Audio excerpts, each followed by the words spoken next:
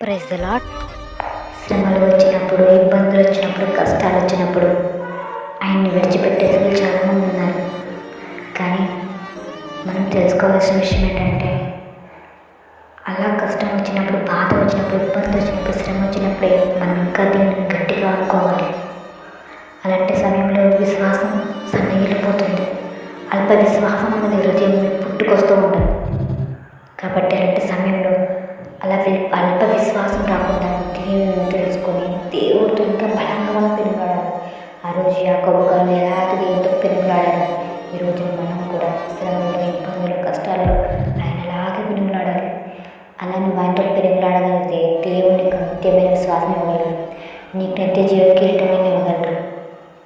శ్రమ వచ్చినప్పుడే కాకుండా ప్రతి ఒక్క చిన్న విషయంలో నువ్వు ఆయనతో మాట్లాడాలి, ఆయనతో ప్రార్థించాలి. దేవుడు మనం ప్రార్థించడం తప్ప మనం ఏం చేయలేం. దేవుడి దగ్గర ప్రార్థన చేయటమే. నువ్వు ప్రార్థన చేసే ప్రతి ఒక్క విషయానికి ఆయనకి ప్రతిఫలిస్తారు. కానీ ఆలస్యం కావచ్చు, కానీ నీకు ప్రతిఫలం త్వరగా వస్తుంది. నీ దృష్టిలో అది ఆలస్యం అయి ఉండొచ్చు, కానీ దేవుని దృష్టిలో అది ఆలస్యం కాదు, అదొక అద్భుతం.